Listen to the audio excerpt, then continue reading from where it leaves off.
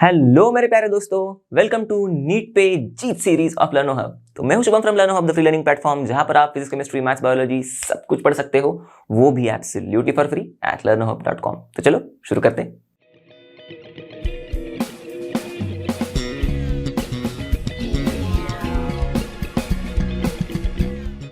तो दोस्तों आज हम लोग अब इस वीडियो में आपके पी ब्लॉक एलिमेंट्स इस चैप्टर के प्रीवियस ईयर क्वेश्चंस देखेंगे। ओके, अब रिड्यूस्ड सिलेबस के तहत मैंने इस बात को दिमाग में रखते हुए इन क्वेश्चंस को यहां पर इस वीडियो में मैंने चूज किया है। तो बिना टाइम वेस्ट किए शुरू करते हैं एंड लेट्स रॉक।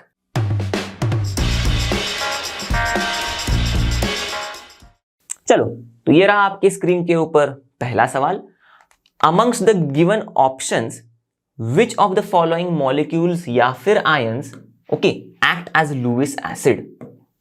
अब लुइस एसिड बोले तो ये ऐसे स्पीशीज है जो इलेक्ट्रॉन एक्सेप्ट करते हैं, तो मतलब इलेक्ट्रॉन एक्सेप्टर्स ऐसे हम लोग कह सकते हैं ना इनको। अब अगर हमें amongst the given options which of the following molecules या फिर आयंस, मतलब कौन से स्पीशीज एक्ट कर रहे एज इलेक्ट्रॉन एक्सेप्टर, ये हमको ढूंढना है। तो इनमें से कौन से स्पीशीज इलेक्ट्रॉन एक्सेप्टर करके एक्ट करे। हाँ चलो, अब मैंने 14 ऑप्शन नहीं निकाला था। अब इलेक्ट्रॉन एक्सेप्टर होने के लिए इलेक्ट्रॉन एक्सेप्ट करने की चाहत होनी चाहिए, बरोबर। अब चाहत तब होगी जब उसके पास इलेक्ट्रॉन की कमी होगी या फिर इलेक्ट्रॉन्स की लगाव बहुत ज्यादा होगा, करेक्ट। तो जो इलेक्ट्रॉन की कमी वाला पार्ट है ना, वो यहां पर प्ले कर रहा है। मतलब इलेक्ट्रॉन की कमी होना ये बहुत क्रूशियल रोल प्ले करता है इलेक्ट्रॉन एक्सेप्ट करने के लिए। अब इन सब में जैसे कि आप देख सकते हो, वाटर के केस में अगर हम लोग देखें तो बेसिक, अगर मैं इस तरीके से हम लोग वाटर को समझते हैं, नॉर्मली दो बॉन्ड्स बनाता है हमारे हाइड्रोजन के साथ एक, मतलब दोनों हाइड्रोजन के साथ एक एक और दो लोन पेयर। तो ऑक्सीजन एटम के अगल बगल में जो हमारा सेंट्रल एटम है उसके अगल बगल में 8 इलेक्ट्रॉन्स तो बन जाते हैं। देखो 1 2 3 4 5 6 7 8, एक बॉन्ड में 2, तो 2 2 4 6 8, तो 8 इलेक्ट्रॉन्स होने की वजह से भाई इसको कोई इलेक्ट्रॉन मतलब डेफिशिएंसी है नहीं, तो इलेक्ट्रॉन की चाहत नहीं है। वैसे ही अगर OH माइनस की बात करेंगे तो भाई ये तो खुद में ही इलेक्ट्रॉन रिच है, तो क्यों ही चाहिए इसको इलेक्ट्रॉन, नहीं बिहेव करेगा एज एन इलेक्ट्रॉन एक्सेप्टर। बात करेंगे अगर अमोनिया की, तो अमोनिया में भी कोई कहानी कुछ ऐसी है। देखो 3 हाइड्रोजन के साथ सिंगल बॉन्ड्स, तो हो गए 6 इलेक्ट्रॉन्स इसके अगल बगल में, और 2 लोन मतलब एक लोन पेयर भी है इसके पास, तो हो गए 8 इलेक्ट्रॉन्स। तो ये भी इलेक्ट्रॉन डेफिशिएंट स्पीशीज तो है नहीं। अब इन तीनों की बात हो गई, अब बचा BF3। तो आंसर तो BF3 होगा, आपको समझ में आ गया होगा। पर क्यों BF3 है? क्योंकि अगर BF3 देखेंगे हम लोग, तो हम लोग ने ग्रुप 13 में ये चीज क्लियर कट लिखी हुई है NCERT में। और अगर हम लोग को मतलब वेस्पर वाली थ्योरी भी पता होगी, तो भी इससे हम लोग लगा सकते हैं दिमाग कि भाई BF3 के केस में हमें तो 6 ही इलेक्ट्रॉन्स दिख रहे हैं सेंट्रल एटम के अगल बगल में, तो इसका मतलब हमारा बोरॉन जो है इलेक्ट्रॉन डेफिशिएंट है, करेक्ट। मतलब ये जो मॉलिक्यूल है, इन शॉर्ट यहां पर बोरॉन नहीं बात करूंगा मैं, सॉरी, जो पूरा मॉलिक्यूल है यही इलेक्ट्रॉन डेफिशिएंट है। अब ये इलेक्ट्रॉन डेफिशिएंट है तो ये इलेक्ट्रॉन एक्सेप्ट करने जाएगा और यही बिहेव करेगा एज अ लुईस एसिड, तो इसीलिए BF3 हमारा आंसर हो गया। अगला सवाल देखते हैं। Taking stability as the factor, तो स्टेबिलिटी को मानते हुए, मतलब स्टेबिलिटी को पकड़ते हुए as a factor, which one of the following represents correct relationship. अब करेक्ट ढूंढना है, तो ये चीजें बहुत इंपॉर्टेंट है। क्या ढूंढना है? क्योंकि अक्सर आपको कॉन्सेप्ट पता होता है मोस्टली, और कभी कभी आप मात खा जाते हो ये क्वेश्चन पढ़ने में। ठीक से पूछा रहता है करेक्ट या फिर इनकरेक्ट, आप कुछ और करके आ जाते हो। अब चलो उस पे नहीं जाएंगे हम लोग। तो नीट में क्योंकि टाइम कम होता है ना, तो इसलिए इन छोटी चीजों पर भी थोड़ा ध्यान देना है। मतलब बस सिंपली कुछ नहीं, क्वेश्चन को ढंग से पढ़ना है, बस हड़बड़ी में कुछ गलत नहीं पढ़ना है, नहीं तो गलत कुछ करके आ जाओगे। तो अब देखो जो क्वेश्चन किस साल में आया वो मैंने यहाँ पर टॉप पे लिखा हुआ है, आपको पता ही होगा, वो बेसिक पैटर्न है। कितने अब आदेश सर, अर्पित सर, इन्होंने तो बहुत सारे PYQs कराए। तो बात वो नहीं है। अब स्टेबिलिटी को मानते हुए करेक्ट रिलेशनशिप कौन सा है, इसको समझने के लिए पहले हम लोग देखते हैं कि दिया क्या हुआ है। अब इन्होंने ना कुछ कंपाउंड्स दिए हुए सेम एलिमेंट के, और स्टेबिलिटी के मामले में पूछ रहे कि मतलब एक रिलेशनशिप दिया हुआ है कि भाई ये वाला कंपाउंड ज्यादा स्टेबल देन दिस वाला कंपाउंड, ऐसे करके कुछ दिया है। तो मैं क्या करूंगा मालूम है, कुछ इस तरीके से लिखता हूं चीजों को, क्योंकि मुझे देख के ही समझ में आ रहा है कि ये ना ग्रुप 13 के एलिमेंट्स है। देखो boron, aluminium, gallium, indium, thallium. तो देखो एल्यूमिनियम, गैलियम छोड़ो, इंडियम है, देखो एल्यूमिनियम है, इंडियम है, थैलियम है। तो जब हम लोग के ग्रुप 13 की बात चल रही है, boron, aluminium, gallium, indium, thallium, तो मैंने लिख दिया यहां पर। ओके, अब यहां पर इंडियम का I3, मतलब इंडियम I3 ये कंपाउंड ज्यादा स्टेबल है देन इंडियम आई, ऐसे बोला गया है। तो इंडियम का ट्राई आयोडाइड कह सकते हो हम लोग, और इंडियम का आयोडाइड। ओके, ये इनके बीच में कंपैरिजन चल रहा है। तो मतलब हम लोग को क्या करना है, इंडियम के ऑक्सीडेशन स्टेट का कंपैरिजन चल रहा है, इसको समझना है। ठीक है, तो देखो यहां पर इंडियम I3 में इंडियम होगा 3+, तो देखो मैं लिख रहा हूं +3, मोर स्टेबल देन इंडियम आई में इंडियम +1 में होगा, क्योंकि आयोडीन 1- होगा। ऑक्सीडेशन स्टेट कैलकुलेट करना काफी सिंपल सी चीज है, आपको सभी को पता है। अभी आयोडीन के ऊपर -1, तो 3- मतलब ओके, मतलब 3 आयोडीन मतलब 3-, तो इंडियम के ऊपर 3+, तो इसलिए मैंने 3+ लिखा। ठीक है, अब यही लॉजिक के आधार पर मैं ऑक्सीडेशन स्टेट कैलकुलेट करूंगा। बाकी के सारे तो हैलोजेंस ही है, तो -1 ही ऑक्सीडेशन स्टेट होगा। तो देखो इंडियम आई मतलब -1 +1, तो ये +3 ग्रेटर देन +1 इंडियम के केस में हुआ। ऐसे दिया हुआ है हमको ऑप्शन में, उसमें से करेक्ट रिलेशनशिप हमको ढूंढना है। ठीक है, देखो AlCl में +1 ग्रेटर देन AlCl3 मतलब +3 एल्यूमिनियम के केस में। ओके, मैं बस देख भी नहीं रहा हूं, मैं यहां पर लिख रहा हूं, यहां पर देख रहा हूं। तो ये कुछ चीजें हैं आप यूटिलाइज कर सकते हो, ये कुछ मतलब आप कह सकते हो स्ट्रैटेजी आप यूटिलाइज कर सकते हो नीट में फटाफट क्वेश्चन सॉल्व करने के लिए। देखो कॉन्सेप्ट तो लगाना है, थोड़ा टाइम तो लगेगा, पर उन चीजों को मास्टर करना, मतलब उन चीजों को मास्टर करो जिनमें करने की जरूरत है। अब देखो लिखने के टाइम पे आपको देखने की जरूरत है ही ऐसे नहीं है, आप जिस चीज को देख के लिख रहे हो उसको तो बस समझो, ऑटोमेटिक हाथ चलते रहेगा और आप करेक्ट ही चीज लिखोगे। करेक्ट, तो उससे टाइम बचेगा आपका। चलो, तो thallium iodide +1 greater than thallium I3 है, तो +3। चलो ठीक है, थैलियम मैंने लिख दिया। और फिर थैलियम क्लोराइड मतलब +3 ग्रेटर देन +1। ठीक है, ये भी थैलियम के केस में है। अब इन 4 रिलेशंस के आधार पर देखो, +3 ग्रेटर देन +1, तो इन 4 रिलेशंस के आधार पर हमें क्या करना है, करेक्ट रिलेशनशिप को ढूंढना है। अब देखो हमको तो पता है इनर्ट पेयर इफेक्ट यहां पर काम करेगा, क्योंकि यहां पर +1 +3 +1 +3 +1 +3 +1 +3 +1 और +3 इन ऑक्सीडेशन स्टेट्स की स्टेबिलिटी की बात चल रही है। अब तो और आसान हो गया, इसीलिए तो मैंने लिखा फटाफट। ओके, डाउन द ग्रुप में हम लोग के फैशन में हमारे एलिमेंट्स, तो इससे मदद होती है। तो देखो हमको पता है डाउन द ग्रुप हम लोग जब आते हैं ना, तो +1 की स्टेबिलिटी बढ़ते जाती है और +3 की स्टेबिलिटी घटते जाती है। क्यों क्यों क्यों क्योंकि इनर्ट पेयर इफेक्ट काम करता है। अंदर के 2 इलेक्ट्रॉन्स को पकड़ के रखेगा NH2 वाले, तो बाहर का एक ही जा पाएगा NP1 वाला। तो इसीलिए +1 की टेंडेंसी, मतलब +1 शो करने की टेंडेंसी बढ़ती है, तो +1 की स्टेबिलिटी बढ़ती है।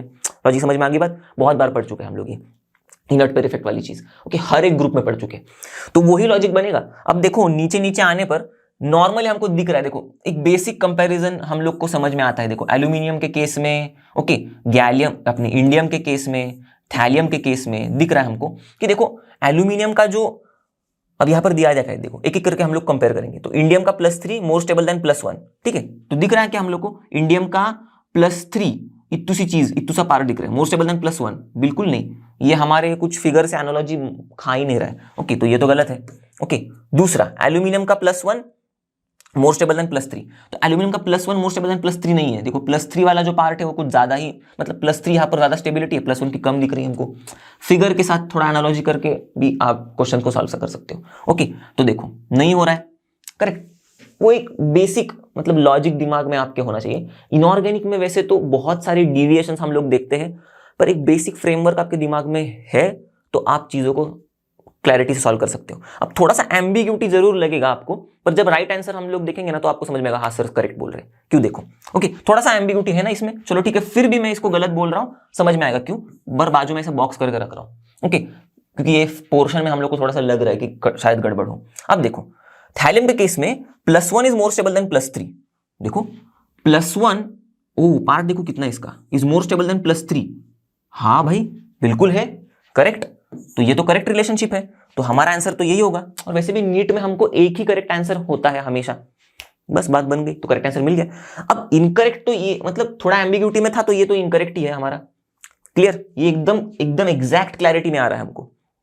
अब इसी चीज को आप जाके एनसीईआरटी में भी क्रॉस वेरीफाई करोगे तो भी सही मिलेगा आपको कि भाई नीचे नीचे जाते जाते +1 की जो स्टेबिलिटी वो ज्यादा होती है देन +3। और हम लोग ने ये भी पढ़ा है कि थैलियम का जो +3 है, क्योंकि वो कम स्टेबल है तो उसमें ऑक्सीडाइजिंग नेचर काफी ज्यादा अच्छा खासा होता है। तो वो भी हो गया आपके लिए प्रूफ। चलो भाई आंसर यही है इसके लिए, ठीक है।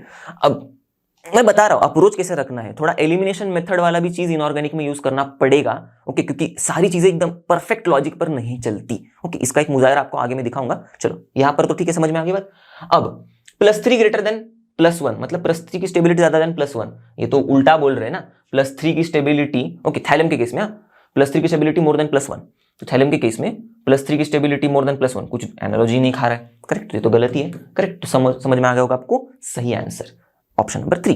बढ़ते हैं अगले सवाल पर। अब देखना ये सवाल थोड़ा बड़ा है, तो मैं पढ़ते बैठूंगा तो इसमें 1-2 मिनट और चले जाएंगे। इससे अच्छा मैंने तो पढ़ लिया है, मुझे पता है इसका जवाब भी क्या है, पर यहां पर मैं आप क्या करूं, मैं थोड़ा हट जाऊंगा, आप फटाक से पॉज करना, खुद शांति से पढ़ लेना सवाल को, रिज्यूम बैक करना, तो मैं आंसर तो बताने की कोशिश करूंगा, मतलब आंसर तो बताऊंगा, ओके। आप कोशिश करना, सॉरी, कि इसको आप खुद से सॉल्व करने की मतलब ट्राई करो, ओके। बहुत ही इंटरेस्टिंग सा बेसिक सा सवाल है और बहुत ही आपके लाइफ से भी जुड़ा हुआ है, ठीक है। चलो हिंट दे दिया मैंने आपको, ओके। आई होप आपने पॉज करके सोचा होगा, मतलब पॉज करने के बाद सोचने के लिए आपको जितना टाइम चाहिए उतना आप तो ले सकते हो, तो मुझे उतना टाइम रुकने की जरूरत है नहीं है सच, क्योंकि मैं तो वीडियो बना रहा हूं, आप मेरे सामने तो हो नहीं, ओके। चलो तो अब बोला ये है कि भाई हाइड्राइड जो है हमारे ग्रुप 16 एलिमेंट्स के, उनकी बॉइलिंग पॉइंट इंक्रीज हो रही है इस ऑर्डर में। वाटर से ज्यादा बॉइलिंग पॉइंट है H2S की, और उससे ज्यादा H2Se की, उससे ज्यादा H2Te की, ये ऑर्डर है। क्या किया करो मालूम है, अब देखो ये थोड़ा सा टेढ़े मतलब ठीक से नहीं लिखा हुआ था ना, कुछ अलग इस तरीके से ऊपर नीचे हो गया था, तो मैंने इसलिए एक सीधे फैशन में लिख दिया। सीधे फैशन में लिखने पे थोड़ा और दिमाग चलता है, ओके, मेरा चलता है, आपका भी चलेगा, क्योंकि चीजें और सिंप्लीफाई हो जाती है। अब देखते ही पता चल जाएगा कि बॉइलिंग पॉइंट इस फैशन में इंक्रीज हो रहा है, वाटर से ज्यादा बॉइलिंग पॉइंट H2S का, ऐसे बोल रही है स्टेटमेंट 1 में। क्या ये सही है? ओके। अब एकदम बेसिक लॉजिक लगाओगे आप, केमिस्ट्री लैब में कभी आपने कुछ किया होगा तो भी आपको क्लैरिटी आ जाएगी कि हाइड्रोजन सल्फाइड एकदम रॉटन एक का स्मेल होता है। शायद अपन बचपन से देखते आ रहे, ओके। अगर नहीं भी देखा होगा तो भी क्लास 11-12 में तो हो ही गया होगा, आपका कुछ ना कुछ प्रैक्टिकल में इंटरेक्शन आ ही गया होगा H2S के साथ, और उस सड़े हुए अंडे के स्मेल को लेके आप फिर निकल गए होंगे। अब इसका मतलब क्या होता है, ये H2S रूम टेम्परेचर पर तो गैस में होता है, तो इसका मतलब इसका बॉइलिंग पॉइंट तो काफी कम होगा रूम टेम्परेचर से, करेक्ट। तो मतलब 25 डिग्री सेल्सियस से तो काफी कम है, ऐसे समझ लो, इतना लॉजिक तो समझ में आ रहा है। ऊपर से वाटर का बॉइलिंग पॉइंट इससे कम बोला है, पर वाटर का तो बॉइलिंग पॉइंट 100 डिग्री सेल्सियस होता है, उल्टा ज्यादा है H2S से, और यहां पर वाटर का बॉइलिंग पॉइंट कम बोला है H2S से। अरे बाप रे बाप, यही गड़बड़ कर दी इन लोगों ने। तो नीट में अक्सर चीजें बहुत फैक्चुअल भी होंगी, ऐसा नहीं है इनऑर्गेनिक में, ओके। कुछ क्वेश्चंस आप कॉन्सेप्चुअली भी खत्म कर सकते हो, ओके। इसके लिए ही मैंने कहा था कि जितनी हो सके चीजें कॉन्सेप्चुअली समझने की कोशिश करो इनऑर्गेनिक में, क्योंकि जितनी हो सके उतनी हम लोग उतना ही प्रयास कर सकते हैं, ठीक है। तो दूसरे स्टेटमेंट में क्या दिया है भाई, boiling point of this hydrides increase with increase in the molar mass. अब ये पहले स्टेटमेंट के आधार पर अगर ये सही होता तो ये भी तो सही होता, पर ऐसे तो हो नहीं रहा है, यही यहां पर ही गड़बड़ है। वाटर का बॉइलिंग पॉइंट ज्यादा है देन H2S, तो ये ऑर्डर ही गलत है, तो मतलब स्टेटमेंट 1 गलत है, करेक्ट। दूसरे स्टेटमेंट में बोला है जस्टिफाई करने के लिए पहले स्टेटमेंट को कि भाई boiling points of these hydrides, इन सारे hydrides increase with increase in molar mass, ये भी गलत हो गया। क्यों? क्योंकि ऐसा तो नहीं हो रहा है। अब ऐसा क्यों नहीं हो रहा है, मतलब देखो ये भी गलत है तो गलत है, चलो मैंने लिख दिया। क्यों नहीं हो रहा है? क्योंकि वाटर भाई हाइड्रोजन बॉन्ड बनाता है, और इसी हाइड्रोजन बॉन्ड के तहत, मतलब क्या ही कहेंगे हम लोग, इस हाइड्रोजन बॉन्ड के भरोसे पर ही हमारी दुनिया चल रही है, ऐसे भी कह सकते हो आप। क्यों? क्योंकि अगर ये हाइड्रोजन बॉन्ड नहीं होता तो पानी का बॉइलिंग पॉइंट बहुत कम होता, और फिर रूम टेम्परेचर पर पानी ही नहीं रहता। अरे भाई साहब, ओके। तो दिक्कतें ही चलती रहती हमारी जिंदगी में, और पानी पीने के लिए भी हमें मतलब क्या ही करना पड़ता, सोचने से भी मतलब सोच भी नहीं सकता मैं। शायद आप थोड़ा इमेजिन करके देख सकते हो पॉज करके, ओके। तो इसीलिए यहां पर मैंने वजह बता दिया आपको, हाइड्रोजन बॉन्ड के तहत वाटर में जो होता है उसकी वजह से हमको ज्यादा एनर्जी देनी पड़ती है पानी के मॉलिक्यूल्स को दूर भगाने के लिए एक दूसरे से, तो इसीलिए फिर उसको हम लोग को पानी के फॉर्म से मतलब लिक्विड फॉर्म से गैसियस फॉर्म में लेके आने के लिए थोड़ा ज्यादा एनर्जी देनी पड़ती है, इसीलिए इसका बॉइलिंग पॉइंट ज्यादा हो जाता है फिर, करेक्ट, और वो H2S से ज्यादा हो जाता है। क्लियर? ओके, मतलब बॉइलिंग पॉइंट ज्यादा हो जाता है इतना कि वो H2S से ज्यादा हो जाता है। क्लैरिटी आ गई? ओके। तो आंसर क्या होगा फिर, दोनों भी स्टेटमेंट गलत है, तो both statement 1 and statement 2 are incorrect, ये होगा हमारा आंसर, खत्म। चलो आगे बढ़ते हैं अगले सवाल पर।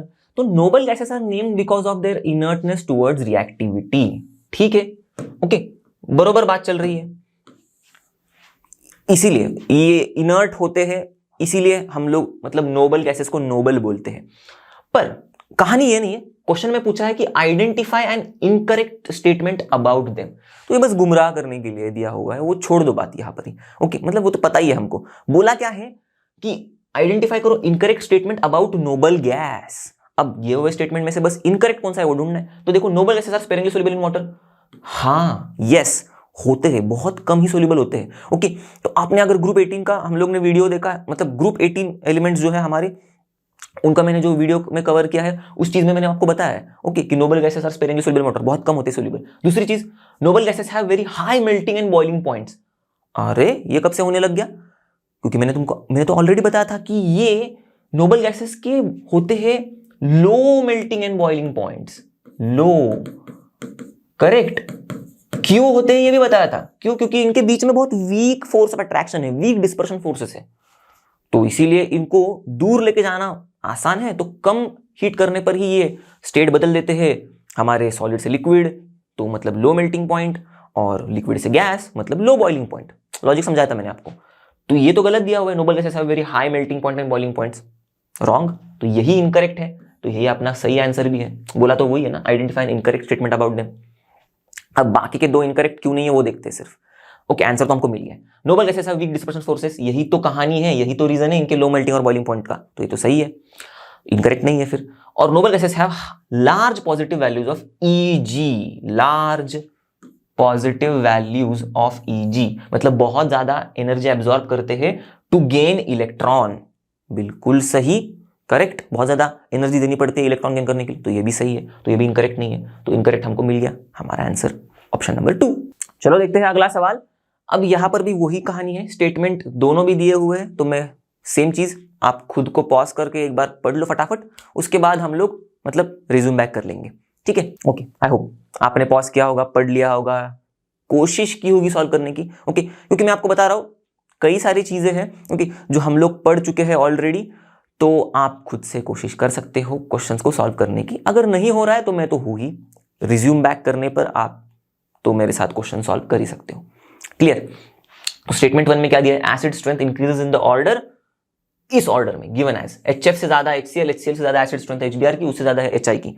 ओके, और रीजंस में जो भी रीजन दिया है कि भाई क्योंकि साइजेस बढ़ती है डाउन द ग्रुप जाने पर तो बॉन्ड स्ट्रेंथ घटती है, हम लोग HF से HI पर जाने पर, ठीक है, HF से HI पर जाने पर बॉन्ड स्ट्रेंथ घटती है, तो HF, HCl, HBr, ठीक है, बॉन्ड स्ट्रेंथ घट रही है साइजेस बढ़ने पर, करेक्ट। तो bond strength of HF, HCl, HBr, HI decreases. और क्योंकि बॉन्ड स्ट्रेंथ घटती है तो एसिड स्ट्रेंथ उल्टा, क्योंकि ये है बॉन्ड स्ट्रेंथ का ऑर्डर, तो एसिड स्ट्रेंथ क्या होती है, एसिड स्ट्रेंथ तो उल्टा होती है, करेक्ट। तो ये है एसिड स्ट्रेंथ का ऑर्डर, तो ज्यादा एसिडिक हो जाता है HF से लेकर HI तक, तो HI सबसे ज्यादा एसिडिक बन जाता है। तो स्टेटमेंट 2 में जो दिया है ओके, अब ये ज्यादा एसिडिक होता है, इसको समझने के लिए कोरिलेशन मैं समझा देता हूं यहां पर, फिर बात बन गई। ऐसा क्यों होता है कि भाई बॉन्ड स्ट्रेंथ घटने पर एसिड स्ट्रेंथ बढ़ती है? क्योंकि बॉन्ड स्ट्रेंथ घट रही है, मतलब हाइड्रोजन और आयोडीन के बॉन्ड को तोड़ने के लिए यहां पर ओके एनर्जी बहुत कम लग रही है, बहुत कम okay as compare to HF, क्योंकि स्ट्रेंथ बहुत कम हो गई है एज कंपेयर टू HF, तो एनर्जी बहुत कम लगेगी, तो मतलब हाइड्रोजन पक करके फटाक से निकलेगा, और हाइड्रोजन निकलेगा बाहर तो फिर क्या होगा, HI की H+ निकालने की जो टेंडेंसी है वो बहुत ज्यादा है, तो वो एसिड की तरह बिहेव करने की टेंडेंसी बहुत ज्यादा है, तो इसीलिए फिर इस यहां पर एसिड की टेंडेंसी, एसिड की तरह बिहेव करने की टेंडेंसी सबसे ज्यादा, करेक्ट। और उल्टा होगा केस, इसके केस में HF के केस में एसिड की तरह बिहेव करने की टेंडेंसी सबसे कम, और फिर कम से ज्यादा मतलब इसी फैशन में बढ़ेगी। तो समझ में आई बात? ओके, तो एकदम क्रिस्प में मैंने समझा दिया आपको। इस तरीके से ही आपको जो ऑर्डर्स है उनको समझना है और उनको इंटरप्रेट भी करना है, क्योंकि सच में बोल रहा हूं आपके पास टाइम कम होता है, मतलब मैं क्या बोलूंगा, आप जब मॉक दोगे तभी आपको समझ में आएगा, और देना बहुत जरूरी है, क्योंकि बस कॉन्सेप्ट पढ़ के सॉल्व करने को आ रहा है इससे काम नहीं बनेगा, अगर आपको क्लियर करना है तो आपको टाइम फ्रेम में क्वेश्चंस को सॉल्व करना है, तो थोड़ा दिमाग को और तेज दौड़ाना होगा। तो कुछ इस तरीके से जो मैं आपको छोटे छोटे मतलब टिप्स बता रहा हूँ उनका इस्तेमाल करोगे तो ये ऑर्डर वाली जो झंझट है ना वो फटाक से खत्म हो जाएगी। अब देखो ये सब पढ़ने के बाद मैंने आपको समझा दिया कि ये जो ऑर्डर है ये बिल्कुल सही है, इसकी वजह तो इन लोगों ने ही दी है, और वजह ऐसी है ये क्यों है मैंने बता दिया आपको, एक कोरिलेशन भी बता दिया आपको कैसे समझने के लिए कि क्यों भाई एसिड स्ट्रेंथ इसी ऑर्डर में बढ़ता है। तो इसका मतलब दोनों भी स्टेटमेंट सही है, आंसर अपना क्या होगा, दोनों स्टेटमेंट सही वाला। तो both statement 1 and statement 2 are true. चलो बढ़ते हैं अगले सवाल पर।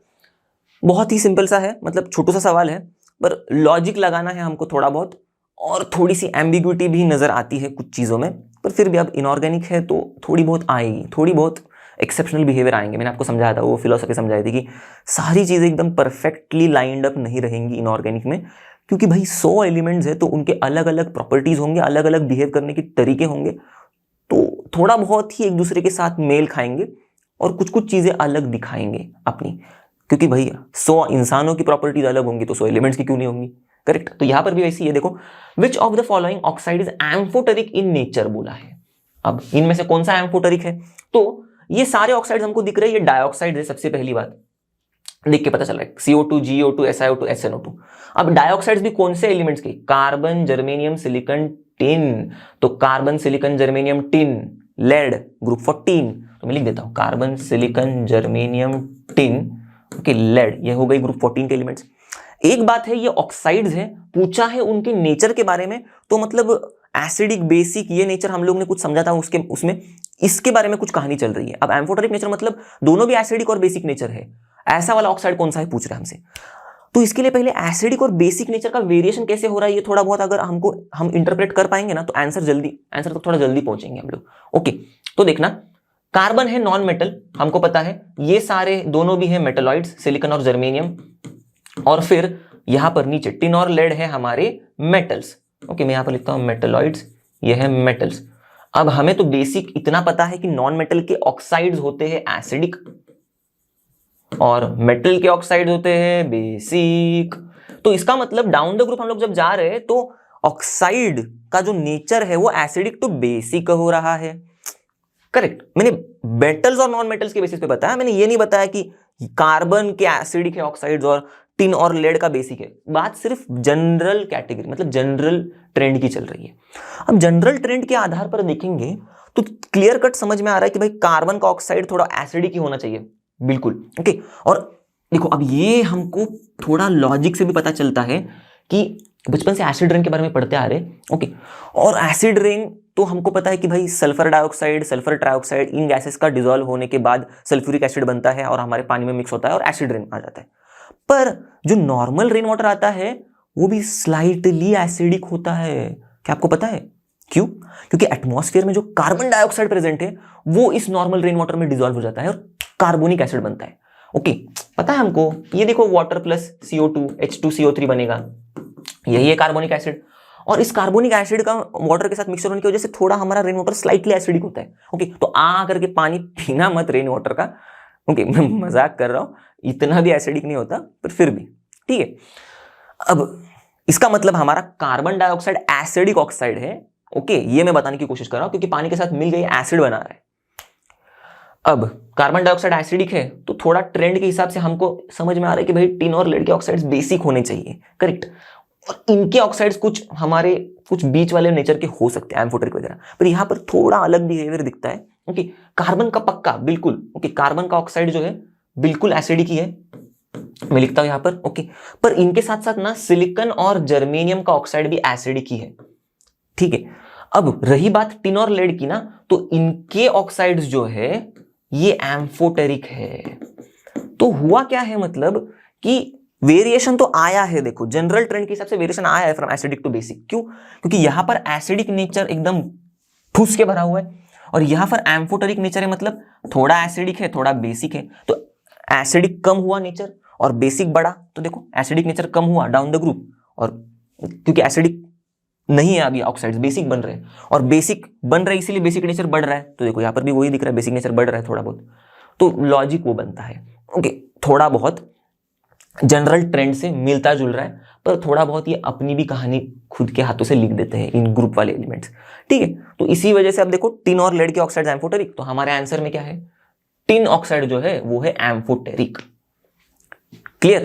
तो ये चीज अगर आपको याद होगी तो आप एकदम 1 सेकंड में टिक कर दोगे, नहीं याद होगी तो थोड़ी बहुत आप दिमाग लगाने की कोशिश कर सकते हो, तो आप पहुंच जाओगे, ठीक है, आंसर तक। चलो देखते हैं अगला सवाल, which of the following species is not stable. Okay, अब दिए हुए 4 स्पीशीज को देख के इतना डेप्थ में जाने की मतलब लगेगा कि यार कैसे बताए, कैसे हम लोग कि कौन सा स्टेबल नहीं है। तो ध्यान देना, यहां पर ये जो 3 स्पीशीज दिख रही है आपको, SiF62-, GeCl62- और SNOH62-, ये कॉम्प्लेक्स स्पीशीज है। ओके, मतलब कोऑर्डिनेशन कंपाउंड वाला कॉन्सेप्ट है जो अब तक हम लोग नहीं पढ़े हुए, तो मैं समझ सकता हूं कि थोड़ी मतलब आपको समझने में थोड़ी दिक्कत आएगी, पर अब मैं एक जनरल बात बता देता हूं आपको, एक चीज बता देता हूं जिसकी वजह से आपको थोड़ा बहुत आइडिया लग जाएगा। देखो यहां पर नीट में तो हमको पता है एक आंसर की बात चलती है, ओके, तो थोड़ा एलिमिनेशन वाला चीज हमको यूज करना ही पड़ेगा। ओके, इतने तो विद्वान हम लोग नहीं मतलब हो पाएंगे शायद इनऑर्गेनिक में कि भाई हम लोग एकदम एग्जैक्ट शायद एलिमिनेशन बिना यूज करके ही आंसर को ढूंढ पाए। क्लियर? उसके लिए थोड़ा और हायर लेवल मतलब थोड़ा ग्रेजुएशन टाइप लेवल तक की इनऑर्गेनिक पढ़नी होगी जिसकी इतनी जरूरत नहीं है। ओके, नीट क्लियर करने के लिए, क्योंकि हमें वो एक बेसिक एडवांटेज है, हमारे पास एक अपर एज है कि भाई एक ही आंसर करेक्ट होता है, तो हमें बस एक ही आंसर करेक्ट होने की वजह से मोस्ट अप्रोप्रिएट आंसर तक पहुंचना होता है। करेक्ट? तो उसके हिसाब से हम लोग लगा सकते हैं। बाकी मैं ये चीज तो आपको बता दूंगा कि क्यों भाई मतलब इनमें क्या अलग है।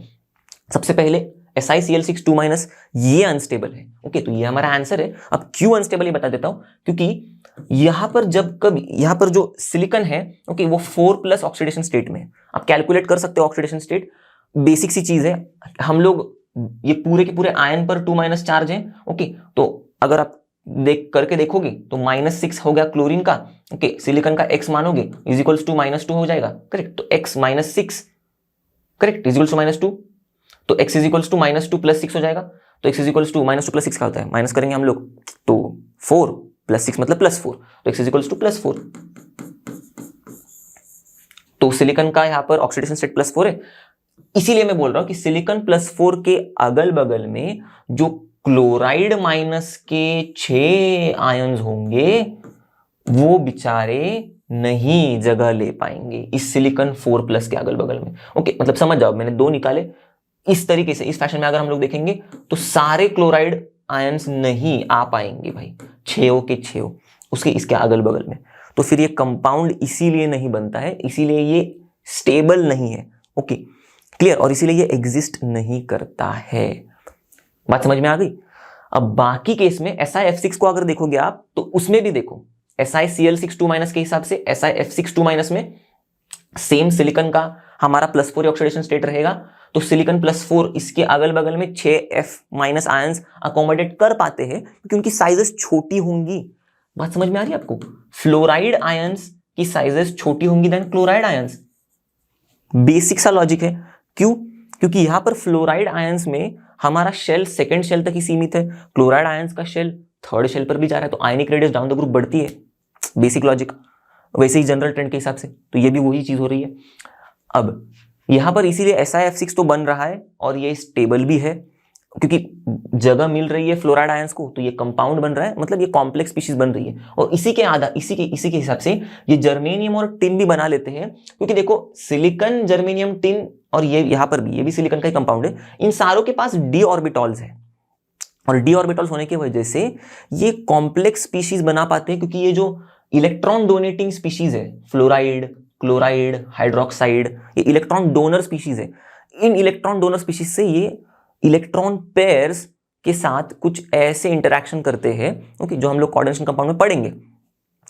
तो आपको समझ में आएगा कि इस इंटरैक्शन के बाद ये लोग कोऑर्डिनेट बॉन्ड फॉर्म करते हैं और इसलिए कॉम्प्लेक्स स्पीशीज बनाते हैं। ये तीनों भी एज सच इस सिनारियो की वजह से कॉम्प्लेक्स स्पीशीज बना रहे, इसकी वजह से स्टेबल है। अगर आपको ये क्रॉस वेरीफाई भी करना होगा तो आप एनसीईआरटी में भी देख सकते हो, हम लोग ने ये चीज पढ़ी भी है, ओके, हमारे मतलब वीडियो में, कि डी ऑर्बिटॉल होने की वजह से सिलिकॉन, जर्मेनियम, टिन और ये जो एलिमेंट्स है हमारे ओके हेवियर मेंबर्स ये कॉम्प्लेक्स स्पीशीज बना पाते हैं क्योंकि डी ऑर्बिटॉल में ये इलेक्ट्रॉन को मतलब एक्सेप्ट कर पाते हैं क्योंकि इलेक्ट्रॉन डोनर स्पीशीज से। वही हमारा कार्बन ये कारनामा नहीं कर पाता क्योंकि डी ऑर्बिटॉल है ही नहीं।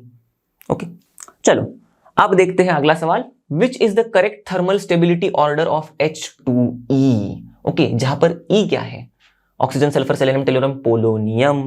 ओके तो करेक्ट थर्मल स्टेबिलिटी ऑर्डर इन हाइड्राइड्स का कौन से, ग्रुप 16 वाले, क्योंकि ऑक्सीजन, सल्फर ये सब तो हमारे ग्रुप 16 वाले, तो E बोले तो ये सब है मतलब ग्रुप 16 वाले हाइड्राइड्स का थर्मल स्टेबिलिटी। तो अगर मैं लिखूं ऐसे क्योंकि ग्रुप 16 वाले हाइड्राइड्स जैसे कि वाटर ओके फिर बाद में एक फैशन में लिखता हूं मैं डाउन द ग्रुप फैशन में, ठीक है, तो ऐसे H2S हाइड्रोजन, सल्फर, सेलेनियम, फिर टेलुरियम और फिर पोलोनियम, इस फैशन में लिख दिया मैंने।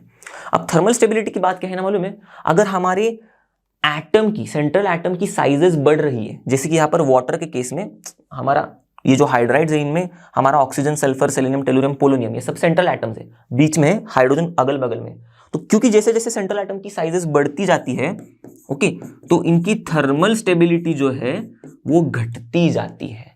ओके अब ये तो मैं कह रहा हूं एकदम एग्जैक्ट लॉजिक, तो इसकी वजह से क्या होगा, साइजेस तो बढ़ रही है डाउन द ग्रुप, तो थर्मल स्टेबिलिटी क्या होगी, डिक्रीज डिक्रीज डिक्रीज डिक्रीज। तो सबसे तो ये ऑर्डर हमारा होगा करेक्ट ऑर्डर, करेक्ट। तो अब यहां पर आप ढूंढोगे तो ये थर्ड वाला ऑर्डर दिखेगा आपको, देखो, जिसमें हम लोग ऑक्सीजन टू पोलोनियम जा रहे हैं ओके और फिर थर्मल स्टेबिलिटी डिक्रीज हो रही है, तो उल्टा देखने है, ऑक्सीजन टू पोलोनियम जा रहे और थर्मल स्टेबिलिटी डिक्रीज हो रही है, बस। तो ये ऑर्डर सही है। अब एक बेसिक लॉजिक बताता हूं मैं आपको, इसको भी छोड़ के आप दिमाग लगा सकते हो।